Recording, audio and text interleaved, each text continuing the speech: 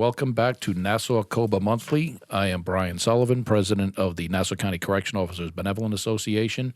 We're going to get right back into it. This month, we're going to change things up a little bit. The last couple of podcasts that we did, we were speaking a little bit more of the bigger issues. We were speaking about bail reform and a lot of stuff that's going on in Albany. I'll touch a little bit at the end of today's podcast on that stuff again, just to give some updates. But today we're going to get a little technical. We have in the studio with us today Brian Doyle, second vice president of the union. Say hello, Brian. Hello, Sully. Thanks for the promotion, third vice president. There you go. Well, maybe we should redo that. You'd think the president of the friggin' union would know that he was the second, not the third. I'm used to being here with John Hogan. That's why he's the second vice president. Whatever. Leave it in there. It is what it is. And we also have our attorney from Kohler and Isaacs, Liam Castro, who handles all of our arbitrations and court cases. Say hello, Liam. Hello, Sully. Thanks for having me. Very nice. Good to have you here today. We're just gonna kick it around a little bit here. We're gonna talk about the disciplinary process and the grievance process in our contract. One thing that never ceases to amaze union people is how much their union members do not know about their contract. In the past, we've had actually union members who don't know as much about their contract, union delegates, union executive people that should brush up on things. So we have Brian Doyle in the studio today with Liam, and we're going to talk about the grievance process, the disciplinary process, and we'll take it from there. I'll kick it over a little bit to Brian now if you want to go through the contract, just so we know what we're talking about, and then we'll get involved in some cases and what we've been doing. Okay. Just talking about parameters, guidelines, procedures, timeframes, things of that nature. For individual grievances, it's important to realize that you have 4 calendar months from the occurrence of an event that you feel that you're aggrieved of, or 4 calendar months after the employee member should have known of its occurrence. When in regard to class action grievances, that time frame is extended to 1 calendar year. So if it involves more than one person, it could be made a class action, which the president of the union files right to labor relations, doesn't need to go to the preliminary steps before then. Regarding discipline, if something is a little bit more fast-paced, upon the imposition of discipline or notice of personal action, the NOPAs that are handed out, an employee has 25 calendar days to grieve the discipline that was handed down. So typically we get served the NOPAs along with the member. We know that the NOPA, that somebody's been disciplined, so we take the initiative and get the disciplinary grievances written and get the member in as soon as possible in order to not have an issue with that time frame. That's the biggest difference we have between grievances and when our members get disciplined is we will get simultaneously served in the union the notice of what's called a notice of personnel action. That's the discipline itself. The member either gets served in person or they get served by certified mail, and the union gets served simultaneously. What's different about grievances with that is that a lot of times we may not know about the grievance unless the member tells us that somebody could have a problem with their with either something going on with their health insurance. There's something going on that they had their post changed. They had something go on, whatever may have violated the contract.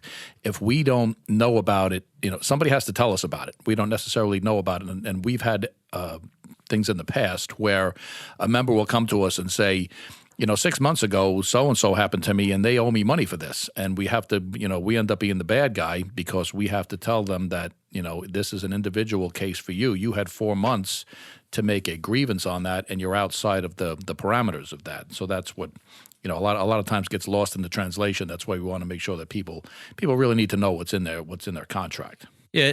It is important, and like you said, we have to live within the guidelines that are set that we've agreed on in the CBA. Oftentimes, like you said, Sully, people try to resolve issues on their own, or they don't want to go to the union right away. But that's what we're here for. We're here to address the issues that and enforce the contract as written.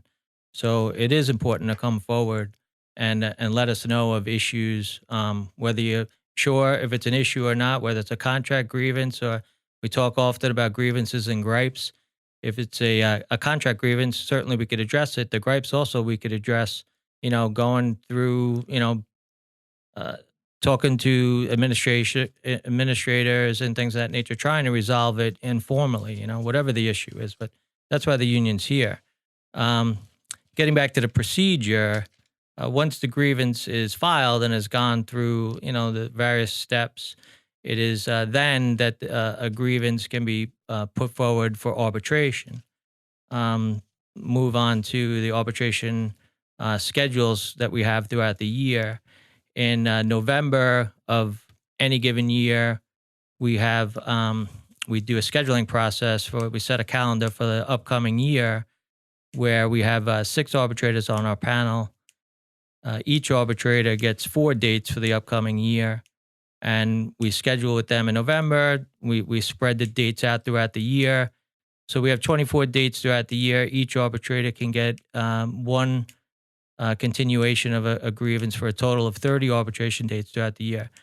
So with, a membership of nearly 900 employees, those dates could very quickly get eaten up. So there are times, although we have moved through a tremendous backlog of grievances, we've been able to resolve a lot of them. We are getting things heard much quicker than what they were in the past. We're actually be able to propose grievances for arbitration that have happened within this year. So that is something that is that we've worked hard to do to get rid of the backlog. So we had an issue back years ago when I was in the union in my last incarnation. We had a lot of grievances that should have been that just backed up. When I first got in the union back in 2004, 2005. Brian Doyle just hit on it before, the differences between gripes and grievances. A lot of times depending on who's handling cases and things like that, they'll grieve what is actually a gripe. Back in 2004, when we first took over the union, we had about 275 outstanding grievances and disciplines and things like that. And a lot of these things never should have been grievances in the first place. A grievance is something that's actually in your contract that violates a part of your contract. Gripes and certain types of disciplines that should have been handled on the command level, which is within the rank structure. Somebody does something they shouldn't have done, it should be handled by the sergeant or the lieutenant or the captain. A lot of times those things get kicked upstairs and they turn into grievances or disciplinaries. And that's the stuff that in a lot of unions, it backlogs and it bogs down the process. So back, what the heck was her name? The deputy undersheriff that was here from the city, not Fran Rosado, LaGreca. Linda LaGreca, she was here. They brought her out here from the DA's office, and she was in charge of internal affairs, and we had a backlog of cases that shouldn't really have even been sitting there. They should have been handled on the command level. I remember sitting down with her, and we were going to try and go through the cases, see what we could kick back to the command level. She went through it herself, and she got rid of about 225 of the 275 cases, which lightened the load tremendously on the union, and we were able to put our resources and our attention more to the more important issues at hand that affect people better than just some of these things that I don't like they did this to me and I don't like they did that to me, when it's not really a grievance, it's a gripe. So a lot of things started backing up again at the end of Mike Sposado's tenure here. We were able to get rid of a lot of things at the end of his, and now going forward with Curran's administration and labor relations, we have a swing back and forth relationship with the Office of Labor Relations. Sometimes we have a very good relationship with them. Sometimes the county doesn't even staff labor relations. They're supposed to act as a liaison between the unions and the county.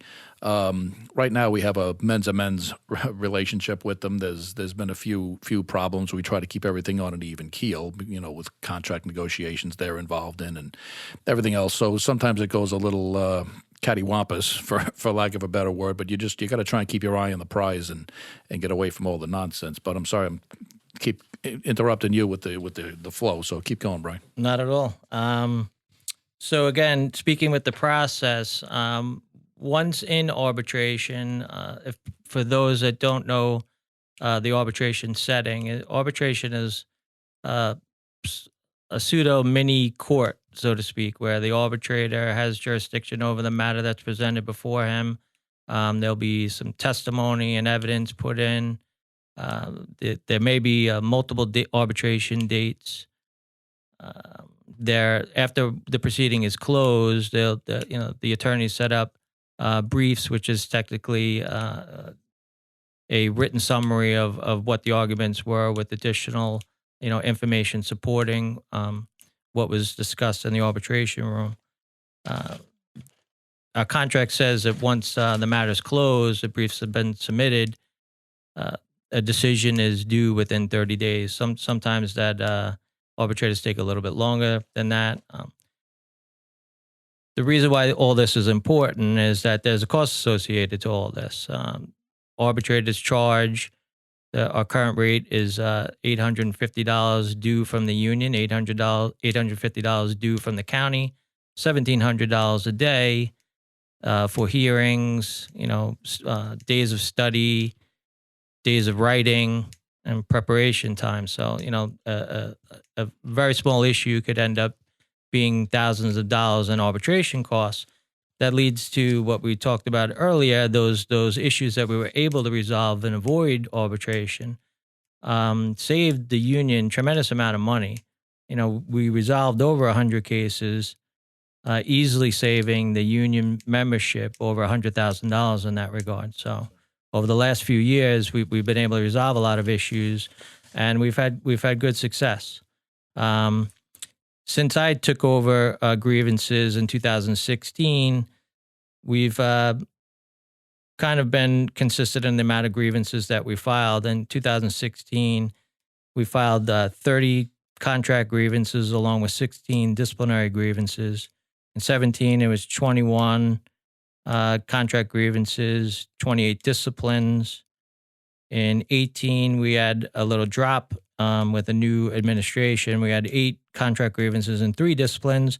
And so far this year, we've had 13 contract grievances along with 4 disciplines. So many of those have been resolved. We're pretty much living in 2019 now. Any new issues that were grieved, we're going to be able to put those forward for arbitration within this next year, 2019, moving into 2020. That's good. I mean, it shows that there's, and I've always been a big proponent of the fact that there's. We just had a press conference this morning about one of our officers get assaulted. That there's relationships that you have with people, relationships that you develop with arbitrators, with labor relations with certain people in the county. A lot of times, we all have that regular jail guard mentality where we just want to say screw you and flip tables over and set the place on fire. That all has its place. It has its place in its time, and you need to. Every once in a while, you need to flex your muscle and say, listen, I've had enough of this crap, and we're going to go down a different road. But the only time that you ever really get anything done legitimately is when there's normal, calm conversations in a room, and you're sitting around with people, and everybody in the room realizes that we need to move on. We've had, a lot of things in the past, especially when Mike Spazzato was here with some of his craziness, and then now we have with Vera Flood. There just seems to be, it's like the opposite. There's no craziness, but unfortunately, with no craziness comes no action. There's a lot of stuff that just doesn't get done. But you need to have sane-minded, calm people sitting in a room. This is why a lot of times you find out when people do want to make deals. Do you want to make a deal or you don't? You find out pretty quickly in a room when you sit down either with labor relations or the county or even some of your own people in your administration. You find out within the first 5 minutes whether or not you're all just sitting there, wasting time, that we're actually going to get something done today. We're going to do whatever we need to do. And, when people actually come to the point, even with contracts and everything else, you get to a certain point where you realize either we're not going anywhere and it's time to flip the tables over, or we're actually going to sit in a room and get something done. But that's it's all part of the relationships. We're going to take a quick break for a moment. We're going to switch it up a little bit. Again, this is Nassau COBA Monthly. This month, it's Brian Sullivan, I'm the president, here with Brian Doyle and Liam Castro from Kohler and Isaacs. We'll be right back.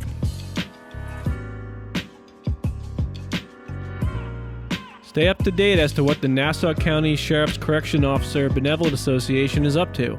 Visit NassauCOBA.com from your phone, tablet, or PC. There you can learn what issues Nassau's toughest law enforcement union is working on. Members can sign in on the private side of the website to get valuable benefit and services information, as well as meeting date details and charity event reminders. Members can also register to receive a private email called COBA Alert, news you can use to be informed members of Nassau COBA. NassauCOBA.com, the toughest job in law enforcement. NassauCOBA.com.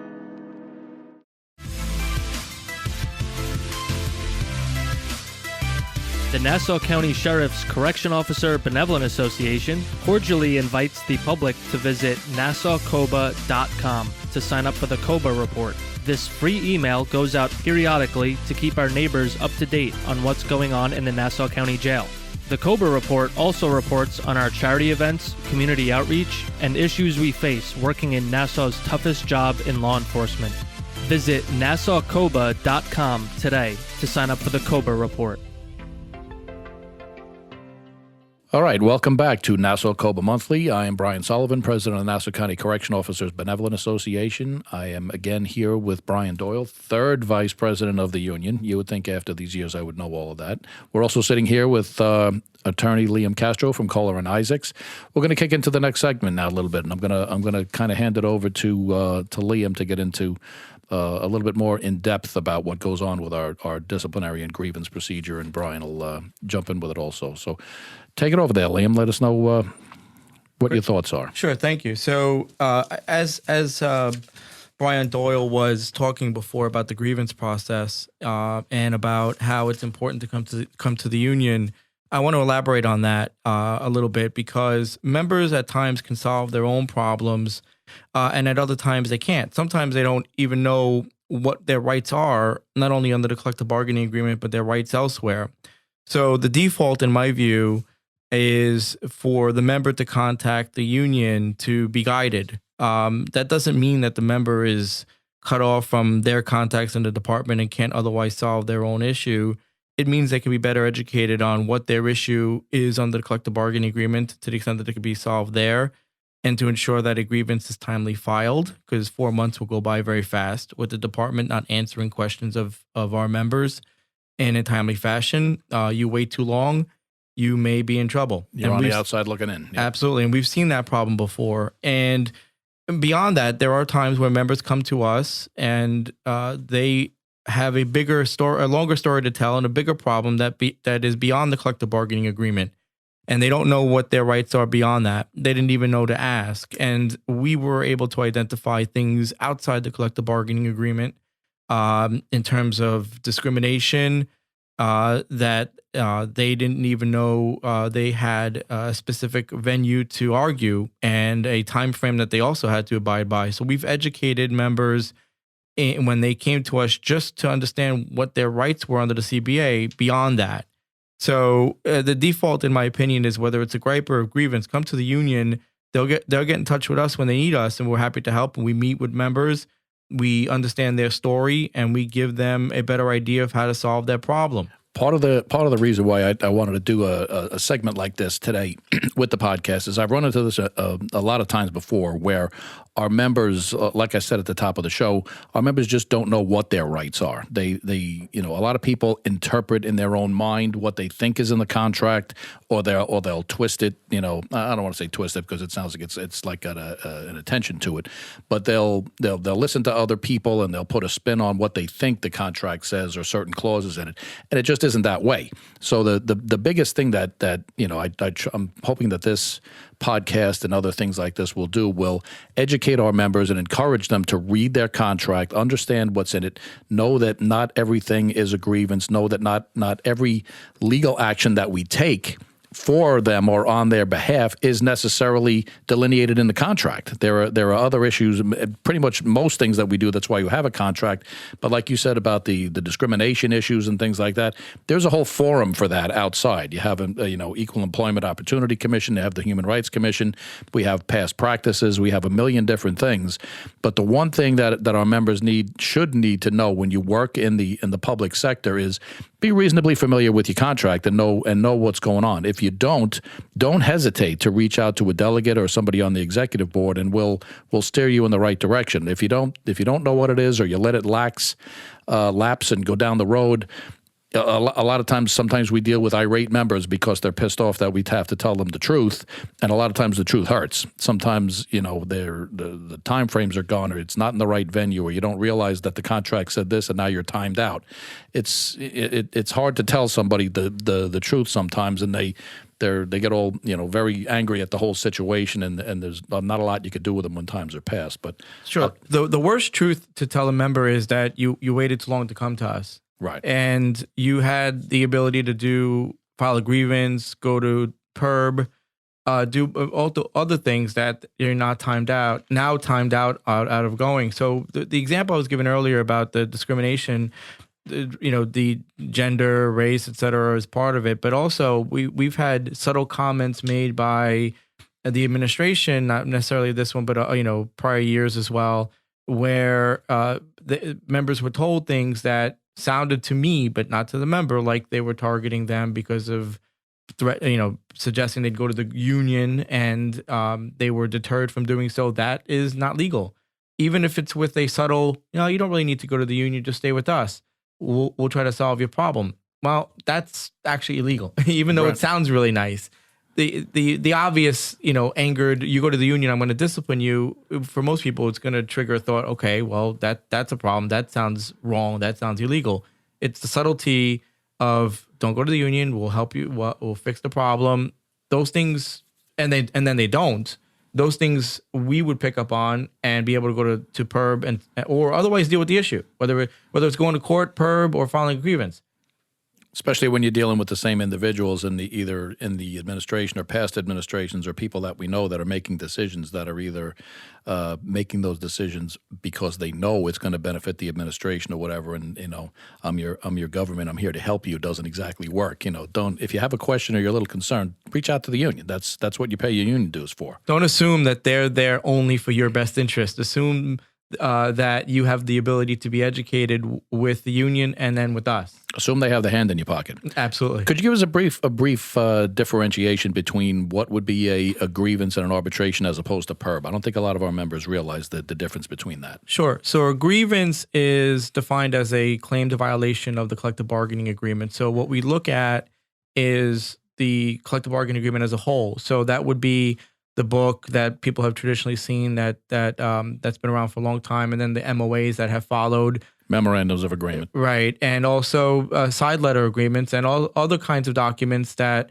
members have access to. Maybe they've never seen them, and so therefore it's not in that traditional book that we've seen that's existed for a while now. There are other documents that the members have access to that they may never have read. Those two are issues that could be grieved if there's a violation of it. So that's a contract grievance. Whereas if there is nothing in the contract whatsoever, but there's a past practice of a right that a member has had or process, and they stop that practice, well, that could be enforced under the tail law. And that's because it's not in the collective bargaining agreement. It's outside the CBA, and it's a mandatory subject to bargaining. And that's where you go if it's not a grievance. You go to PERB, the Public Employee Relations Board. So I think it's we hear the catchphrase past practice, and I know a lot of our membership tags on to that past practice.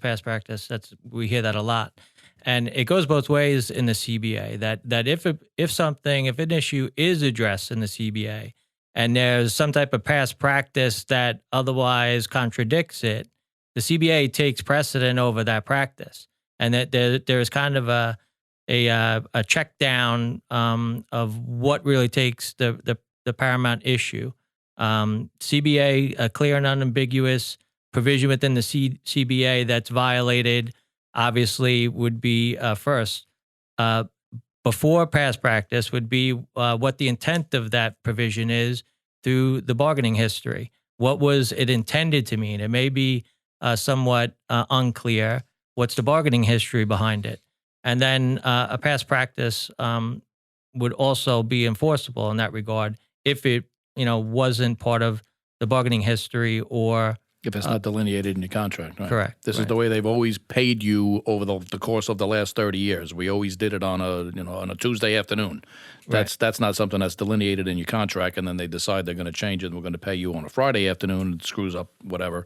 That's maybe in a little simplistic form, that's an example of a past practice, something that we've always done. And a lot of times I've run into that over the years with members that don't understand the difference between a grievance and a PERB charge. I've heard people at general membership meetings stand up and they yell, "Listen, that's a PERB charge. You guys should file a PERB charge," and they don't really know what the meaning of it is, or that's a past practice. And not every past practice is necessarily an ironclad case either. That's that's like you said about the bargaining history of everything else. I've had members come to me with, first I want to say that don't assume that you know the contract too well. That's the union's job. You should know the contract well as a member, but it's the union's job to every day constantly look at that CBA and constantly check that as against what the department is doing. That being said, the members are there at the front line every day, and they see things that others don't. And so telling the union what's going on helps the union do its job to help the members.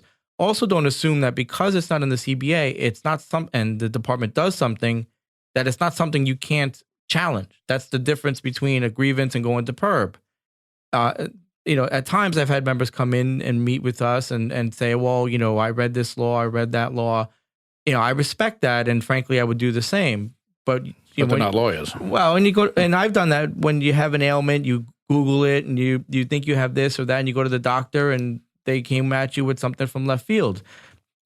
They'll respect it. Like I respect people's researching of law, but this is our business, and we can help educate you. I've had members that were on point. That being said, don't assume you're right. Come to us. Don't assume you know your CBA too well. Come to us. Don't assume that because it's not in the CBA that we can't otherwise help you. Right. And it's funny because in the past I've ran into instances where myself included, you look at something and you'll say, I got them dead to rights on this one. And I'm making it a little simplistic again. Like I said, paragraph 1A says that this will happen when you do that. And you come in and you look, here's paragraph A. It says it right there. It's in black and white. This is an ironclad case. And somebody looks at you and says, well, look at 1B. 1B just took away 2/3 of what 1A is, because when this happens, then you do that. And you get the look of everybody's like, I've had that. I've had members say, look, it says it right there. And I said, you're absolutely right. And read the next paragraph. This happened a couple of weeks ago where I met with somebody, and then you turn the page and there was something else that said that what that member thought was incorrect. And there it was in black and white. Right. And they understood that. They appreciated it, but don't assume that you're 100%, absolutely 100% right, or that you know what you're looking at. Just like, doctors know how to read MRIs and x-rays. Maybe sometimes we can tell what the difference between a bone that's not broken or not. But at times you need a professional to look at it. That's our job. That's what you pay your union dues for. Right, exactly. Sometimes we have people that are ex-members of our bargaining unit think they're doctors, and they have and they can read x-rays and whatever else. But I digress. Did you have another issue here, Liam? Do you want to talk about any of the particular cases and things like that? Yeah. Sure. So the membership should by now, I'm sure they gotten emails, the COBA blasts about the longevity case. The union signed a deal and bringing back longevity, which we thought was going to happen anyway. It was a deal to confirm that. And there was a quid pro quo, give this and get that from the county. So there was an exchange with the belief that longevity was supposed to come back. We all know that longevity remained frozen at the rate that it was when NIFA came in, and we challenged that. Actually, the county sued the union to try to declare that agreement invalid, and we countersued. You mean we had a written agreement and they didn't abide by it? Really? The agreement. How many times we had this the other day where Brian Doyle and I were at an arbitration. And we said to the other side, how many more agreements that we have that you said you were supposed to do X that you're trying to get out of because you think it's not a valid agreement? Right. We had this the other day. So that longevity case, we argued that it's a valid agreement. To the extent that you think there's any ambiguity there and we're not otherwise correct, we'll go to arbitration. Tell the arbitrator your argument as to why you're right, and that's the process. The judge agreed and said this is a valid, enforceable agreement, absolutely blowing up the county's argument, and they appealed. So what's going to be happening over the next few months is the county's response to their appeal. Their initial papers are going to be due, and then we'll get a response, and then we're going to have an oral argument. If I were to guess, that would be the fall of this year. Mm-hmm. And then by the end of this year or the beginning of next, we'd have an appellate division decision. Whatever they hold, they hold. To the extent that they uphold the lower court's decision saying that this is a valid and enforceable agreement, we would be at arbitration thereafter with doing what Brian Doyle was talking about before, presenting arguments to an arbitrator as to why the agreement is not only valid and enforceable, but longevity should come back. Right, exactly. Before we start wrapping up this segment, I want to kick it over to Brian Doyle. He's going to give us a little bit of just a brief synopsis of some of the stuff that we have out there. This is June of 2019. A lot of times we don't like to put, try and talk in abstracts, but just going forward so we know where we are.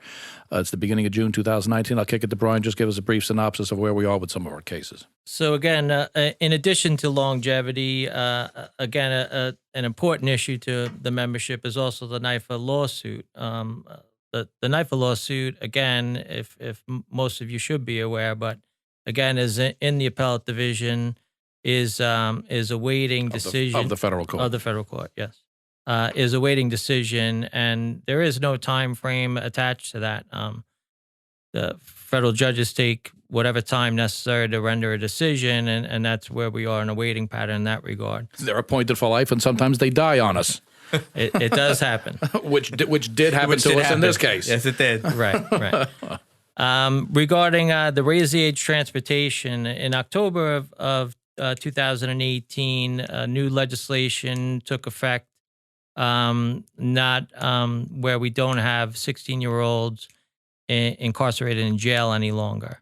The transportation of that new classified adolescent offender was a subject of a stipulation that we had, an MOA with the department regarding transportation post arraignment of anybody arraigned in a criminal court in Nassau County. That's COBA members' work. The department in early October of 2018 gave that work to the deputies. We immediately filed a grievance in that regard because we do have that MOA, and we've been going through various different hearings related to this case, and we do have a next date coming up in July. The process is the process. We've been in motion going through it. In October of this year coming up, it will also include 17-year-olds as well. So any 16 or 17-year-olds I don't think we should have any 16-year-olds left, but any 17-year-olds that we have left, they will stay the remainder of their sentence. But in October of 2019, they'll no longer be incarcerated within the jail.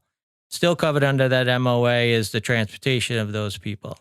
And again, we're something that we feel like is our bargaining unit work pursuant to that memorandum of agreement. It's something that we're going to fight very hard to try and keep. Something it goes back ever since I started in the union too, and we've had a lot of issues before, is one of the biggest things, and we talk about, a lot of people on our job won't remember the Bayville agreement. There was floods up in Bayville years ago, and they had the old administrators at the jail, they sent correction officers up there to do house-to-house searches and whatever else, and the police department was not happy with that at the time, the police department, the PBA, because that's their unit work. I do fervently agree with that. Although, everybody wants to expand and protect their jobs, but one of the things that I've always been very hot on the trail of is making sure that our unit work is never farmed out to anybody else. We had that problem with former Sheriff Spazzato. He would try to farm our work out for transportation, picking up inmates in other facilities and bringing them down here because he didn't want to pay for it out of his budget. He didn't care if the cops paid for it. So that's where a lot of these two MOAs, memorandums of agreement, came from that Brian Doyle was talking about, because we were actually very successful in getting that nailed down, and it's part of our contract now about exactly what our unit work is. Every union will fight to the death what their unit work is, their identified job titles, and when somebody either gives it away or tries to take it away or tries to give it to somebody else for whatever their reasons are, and it's usually money, we're gonna fight to the death to keep that in our bargaining unit. That's why we're here. I'm hopefully that we're going to be successful on that end. And did you have another issue with any of that? Just because I'll start wrapping up this segment here. But one thing that I want to say is that Brian Doyle has been very, very hands-on, very successful in getting a lot of these things done. He's the one thing I've been doing this union stuff since 2002, and he embarrasses me sometimes because he knows where all the commas and dots are in our contract. He can recite it chapter and verse. I've been in the union a long time, but sometimes he puts me to shame. But with quoting the contract and quoting laws and things like that, and I'm very happy to have him on this board because he's a hell of a resource person to have, and he gets along very well with Liam. He broke his teeth with us coming out of law school with Kohler and Isaacs. He pretty much knows everything there is to know about corrections. He deals with city corrections and Rockland and other corrections unit. These guys are very knowledgeable in what they do, and knowledge is and institutional knowledge and things like that. You just can't say enough of. It's. Later on, when people retire and they leave and things like that, it's hard because you don't just walk in and pick up with this because you have a fervent belief, and anybody can come in and want to do the job, but when you have that type of institutional knowledge, it's something that's very valuable and you need to hold on to. Going forward, I think we're going to be pretty successful in any future endeavors. These guys did a hell of a job in wrapping up a load of cases in the last couple of years. When I first got in the union, like I said back in 2004, we had hundreds of outstanding cases. We did again, not too long ago, when we first got into the union, and through a lot of hard work and dedication, we were able to get a lot of cases off our plate here, so we can put attentions on things that we want to, instead of trying to clear the plate. A lot of health and safety grievances. We can get into the contract, and we could do things with this union, like this podcast, to get people more involved and bring this union into the future. We're going to be back in a couple of minutes. I thank Brian and Liam for doing this. I'm going to wrap it up with one more little piece at the end. Again, this is Nassau COBA Monthly. I'm Brian Sullivan, President of the Union. The Nassau COBA Widows and Children's Fund was established in 2006 to benefit the families of deceased Nassau County Corrections officers who died while in active service in the department. Since its inception, this fund has distributed over $59,000 to the widows and/or spouses of our brother and sister correction officers who have unexpectedly left us too soon. These payments are made at the time of their death to help defray some of the funeral-related costs. The fund has also helped defray some of the costs of medical hardships that our active members are experiencing. Since 2006, over $22,000 has been distributed to our active members facing need due to medical emergencies or undue hardships.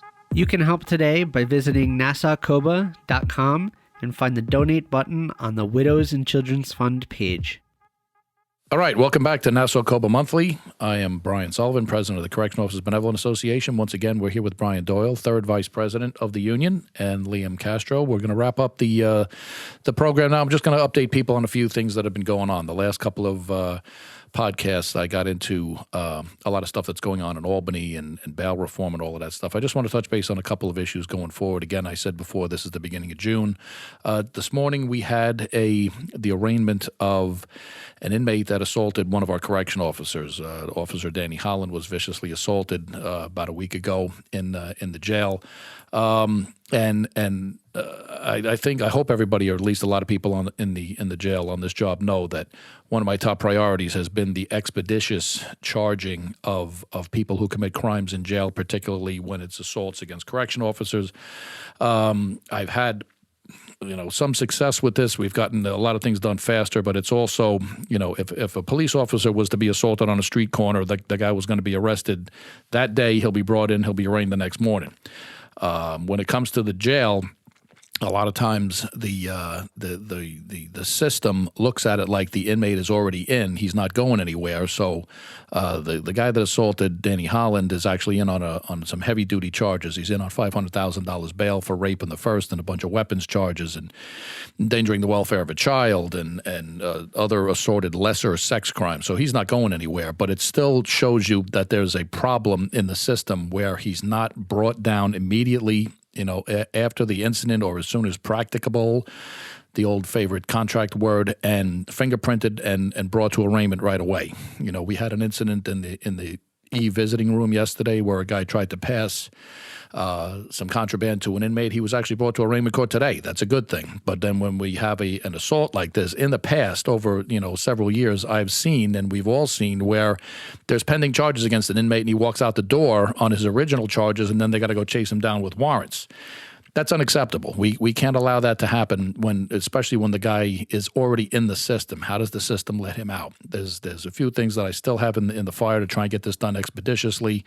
We're trying to get more people in our criminal investigative unit. We're trying to get things married up with our fingerprint machines, with the ID unit, with the police department. I don't have any resistance. It's just the idea of getting the stuff in here and getting the kinks worked out.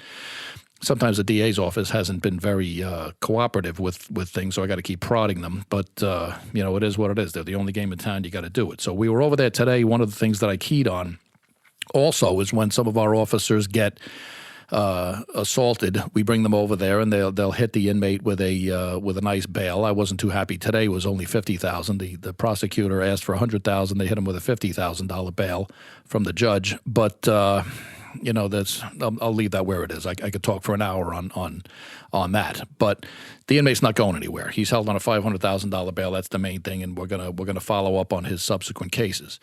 The things that we've had the problems in the past is that an officer will get assaulted. They'll bring him in. They'll do charges. We had an inmate named Angel Hernandez that was in jail on some very serious charges outside. Allegedly, he shot up a house in Hempstead, and all kinds of things like that. They brought him in, and the case outside actually fell apart. Well, whether it involved witnesses deciding not to show up and things like that, whatever this case that you have outside, and he ends up taking a plea. The thing that I'm not happy when it comes to the DA's office is that they'll make plea bargains with these individuals, but a lot of times, and especially this guy Angel Hernandez, he wouldn't take the plea unless it rolled in the assault of our officer. He knocked out one of our officers in the visiting room, knocked him unconscious, had to be taken out in the visiting room. They roll his original case that started falling apart in with the assault, and he ends up getting 1 to 3. He should get 1 to 3 just at least for the assault on the correction officer, let alone the other heinous charges that he was in. In my mind, he should get at least 2 to 4 for assaulting a correction officer, something like that. But when we start doing all this, the way the world is changing and the way the social mores are changing, and law enforcement is the enemy, and we're all the devil walking around. Nobody gives a crap what happens to law enforcement. You go around, it seems like some people think it's okay to take pot shots at correction officers and cops and probation officers and court officers. Well, we don't. We don't think it's acceptable at all. So the one thing that I said at the press conference this morning, and then Brian, you were there, is that we can't allow these things to go without at least screaming from the rooftops that these people that commit these crimes in a jail, they should be held accountable for it. What are your thoughts on that? Yeah, absolutely. I mean, I think you had referenced it. Somebody commits a crime within a jail, assaults one of us, and essentially they never have to face the music regarding to it. It's oftentimes rolled into their existing case, and it sends a message to the inmate population and even to the membership that it's a free shot. It's a free shot on one of us, and that's no way to treat correction officers. We're certainly making a stand in that regard. We need everybody else in the criminal justice system to hear us loud and clear. This is something that people got to be held accountable for. We're not there as punching bags. We're not there to get free assaults. Inmates have to be held accountable for their actions. It can't be washed away with their other charges. There are those out there that they look at us, and I've actually had it said to me over the years, is that, well, you guys got to expect that in a job like that. I'm sorry, I don't expect to come to work and have somebody punch me in the face every time I come to work. Do I know it's a reality that you're going to be in there? I've worked, some shitty floors in this place. I've been here a long time. I worked in every building. I worked in almost every unit. That there's a possibility that there could be some sort of an attack, some sort of a violent thing. You take that those precautions into hand. But I certainly don't come to work saying, I wonder how I'm going to get assaulted today. I wonder if I get assaulted, if anybody's going to back me up.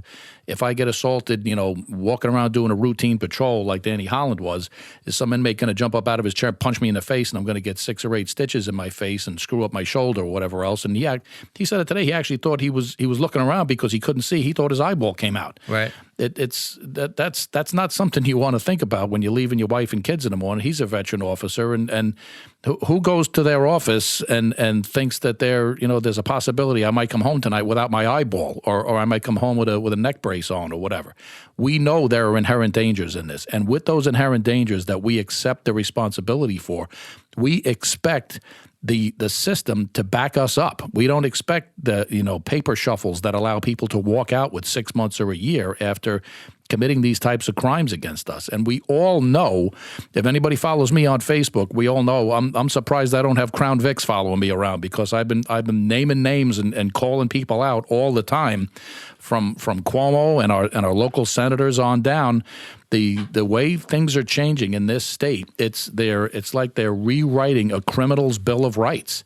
Anybody with a uniform on is the enemy, and to me, public safety is the enemy of some of these people that are pushing these agendas. To me, some of the lesser stuff, believe it or not, is allowing a felon to serve on a jury. That's horrible enough as it is. 5 or 10 years ago, people would be jumping up and down screaming, how could you let a convicted felon serve on a jury? I got to be honest with you, that's about number 7 on my list. Why are we letting out cop killers and giving them the right to vote? Why are we letting out Judith Clark, a terrorist who took part in and was the one that obtained the weapons for the Brinks heist years ago up on, the Tappan Zee Bridge? Those 2 cops in that Brinks guard are still dead. This woman's out and they're making it look like she's a kindly old grandmother or whatever else. They should have gave her the electric chair 30 years ago. She shouldn't be here.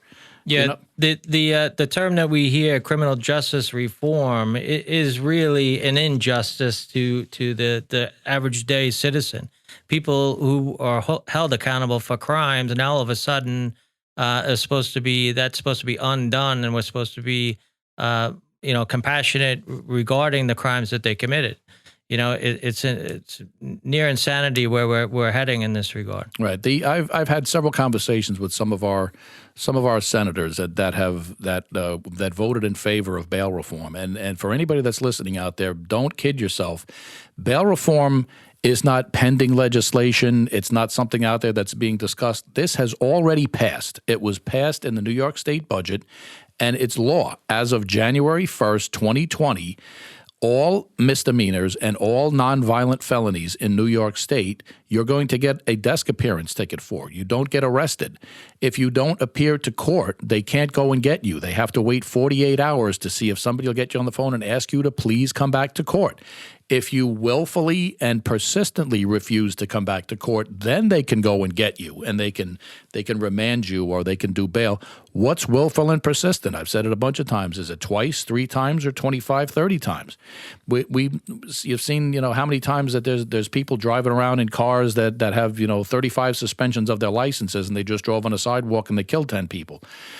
The guy that was in court today, this guy Bassoon that assaulted Danny Holland, they read off his prior charges. He has 3 prior felony convictions. Yes, he's in jail, and obviously it's different than if he was doing something on the streets. He has 3 prior felony convictions. He's got violent crimes that he's in jail for now. There are certain crimes, it just shows you what goes on. These are people that are actually in the system. These are people that are actually walking around out in the streets that are why is this guy out being able to commit a rape and carrying weapons and endangering the welfare of a child when he has 3 prior felony convictions? Yeah, we learned also today that he had issues with parole and probation and violations in those regards. Right. This is somebody that simply does not play well with others, and he's in the system, reoccurring time and time again. Right. Does anybody know what a nonviolent felony is? Because this is going on out in the open without anybody really paying attention as to who could be released on what a nonviolent felony is. I can tell you right now that I almost guarantee you that every legislator in New York State doesn't know the nonviolent felonies that they approved in the budget process, and it was done through the budget process so that there were no public hearings. That's why a lot of this was done. Thanks to you, I looked at the list in more detail, and I could not believe what these people think are nonviolent felonies. Nonviolent crimes. It's absurd. I've actually been dealing with some of our electeds who are now Some of them have actually told me that we didn't realize what was in this bill. We didn't realize what was, we got to try and walk this back. We got to do something. This is craziness. We didn't realize that this was there.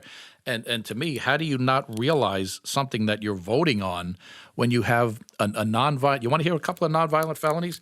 If I can ever get my glasses off, a nonviolent felony in New York State, money laundering for the purposes of supporting terrorism.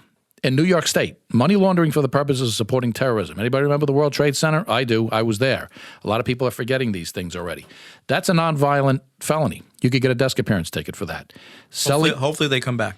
And hopefully they come back, right. Hopefully they don't disappear into the underworld again and do whatever else and actually get their terroristic things done before they're supposed to come back for their court date that they don't show up for. Selling drugs, selling weapons to minors on school grounds. That's a nonviolent felony. Escape is a nonviolent felony. Bail jumping, we talked about it before. Bail jumping is a nonviolent crime that when you get arrested for bail jumping, they're going to give you a desk appearance ticket and send you on your way.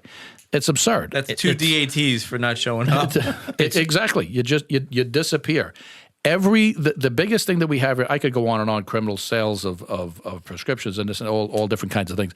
The biggest thing that sticks out in my head and should stick out in every single person's head on Long Island, we have this opioid crisis that is being fueled by, in large part by MS-13 gangs that are bringing this stuff in here. And they, if you got MS-13 tattooed on your forehead, I don't think you really give much of a crap about public safety or the average Joe walking around the street. But a major drug trafficking is the only drug crime in New York State that you could be held, remanded for, or given a bail.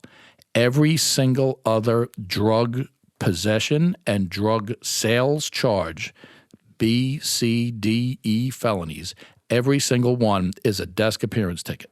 So you could be driving around with pounds of heroin, fentanyl in your car. You're selling drugs to every kid in every school in your neighborhood. You get arrested, you don't get arrested. You get stopped, you get a desk appearance ticket. Please, Mr. Drug Dealer, come back in 30 days or whatever. Come get fingerprinted. It's like shoplifting.